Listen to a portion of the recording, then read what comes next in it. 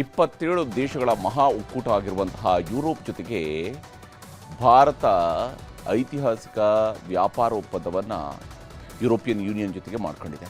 18 ಲಕ್ಷ ಕೋಟಿ ರೂಪಾಯಿಗಳ ಈ ಒಪ್ಪಂದದಲ್ಲಿ ಭಾರತದ 9,425 ಉತ್ಪನ್ನಗಳ ಮೇಲೆ ಇದ್ದಂತಹ ಸುಂಕವನ್ನು ತೆಗೆದುಹಾಕಲಾಗಿದೆ. ಭಾರತ ಯುರೋಪ್ ಒಕ್ಕೂಟದ ಈ ಒಡಂಬಡಿಕೆ ಅಮೆರಿಕದ ನಿದ್ದೆಗೆಡಿಸಿದೆ. ಅಷ್ಟಕ್ಕೂ ಈ ಒಪ್ಪಂದವನ್ನು ಮದರ್ ಆಫ್ ಆಲ್ ಡೀಲ್ಸ್ ಅಂತ ಹೇಳುವಂಥ ರೀತಿಯಲ್ಲಿ ಯಾಕೆ ಕರೀಲಾಯಿತು, ಇದರಿಂದ ಭಾರತಕ್ಕೆ ಏನೇನು ಲಾಭ ಆಗ್ತಾ ಇದೆ ಅನ್ನೋದು ನಿಮ್ಗೆ ತೋರಿಸ್ತೀವಿ.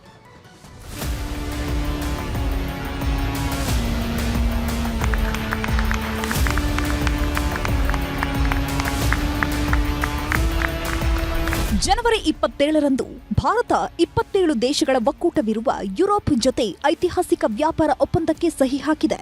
ಕಳೆದ 20 ವರ್ಷಗಳಿಂದ ನಿರಂತರವಾಗಿ ಮುಕ್ತ ವ್ಯಾಪಾರ ಮಾತುಕತೆ ನಡೀತಾನೇ ಇತ್ತು.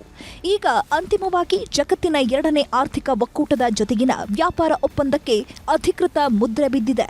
ದೆಹಲಿಯ ಹೈದರಾಬಾದ್ ಹೌಸ್ನಲ್ಲಿ ಪ್ರಧಾನಿ ಮೋದಿ, ಯುರೋಪಿಯನ್ ಕಮಿಷನ್ ಅಧ್ಯಕ್ಷೆ ಉರ್ಸುಲಾ ವಾಂಡೆರ್, ಯುರೋಪಿಯನ್ ಕೌನ್ಸಿಲ್ ಅಧ್ಯಕ್ಷ ಆಂಟೋನಿಯೋ ಕೋಸ್ಟಾ ಮುಂದಾಳತ್ವದಲ್ಲಿ ಭಾರತ ಮತ್ತು ಯುರೋಪ್ ಒಕ್ಕೂಟ ಈ ಎಫ್ಟಿಎಗೆ ಸಹಿ ಹಾಕಿದ್ವು. ಈ ಒಪ್ಪಂದ ಮದರ್ ಆಫ್ ಆಲ್ ಡೀಲ್ಸ್ ಅಂತಾನೆ ಗುಣಗಾನವಾಗ್ತಿದೆ. भारत और यूरोपियन यूनियन के बीच एक बहुत बड़ा एग्रीमेंट हुआ है. दुनिया में लोग इसकी चर्चा मदर ऑफ ऑल डील्स के रूप में कर रहे हैं. यूरोपियन यूनियन के 27 देशों के साथ भारत ये एफटीए कर रहा है.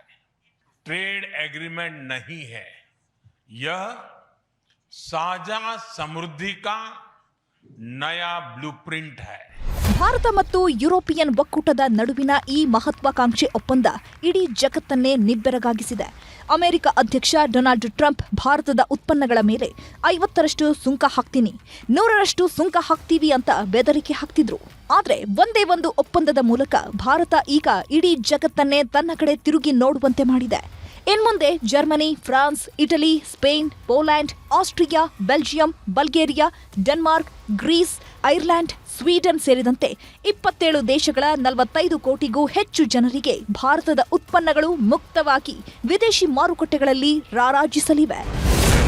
ಮುಂದಿನ 1 ವರ್ಷದಲ್ಲಿ ಒಟ್ಟು 18,33,000 ಕೋಟಿ ರೂಪಾಯಿ ಆಮದು ರಫ್ತು ಒಪ್ಪಂದಕ್ಕೆ ಇವತ್ತು ಸಹಿ ಬಿದ್ದಿದೆ. ಇದು ಜಗತ್ತಿನ ಜಿಡಿಪಿಯ 25% ಬೃಹತ್ ವ್ಯಾಪಾರ ಒಪ್ಪಂದ ಆಗಿದೆ. ಈ ಒಪ್ಪಂದದಿಂದ ಭಾರತದ 9,425 ಉತ್ಪನ್ನಗಳ ಮೇಲೆ ಇನ್ಮೇಲೆ ಸುಂಕವನ್ನೇ ಹಾಕೋದಿಲ್ಲ. 2,75,000 ಕೋಟಿ ಬೆಲೆಯ ತಂತ್ರಜ್ಞಾನಗಳನ್ನು ಭಾರತ, ಯುರೋಪ್ ಒಕ್ಕೂಟಗಳು ಪೂರೈಸಲಿವೆ.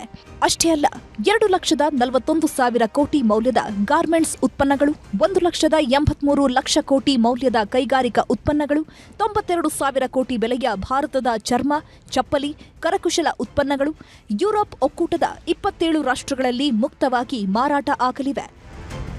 ಆದರೆ ಈ ಅತಿದೊಡ್ಡ ಒಪ್ಪಂದದಲ್ಲೂ ಕೂಡ ಭಾರತದ ಕೃಷಿ ಮತ್ತು ಡೈರಿ ಉತ್ಪನ್ನಗಳ ವಿಚಾರದಲ್ಲಿ ವಿಶೇಷ ನಿಗಾ ವಹಿಸಿ ದೇಶದ ರೈತರಿಗೆ ಈ ಒಪ್ಪಂದದಿಂದ ಅನಾನುಕೂಲವಾಗದಂತೆ ನೋಡಿಕೊಳ್ಳಲಾಗಿದೆ.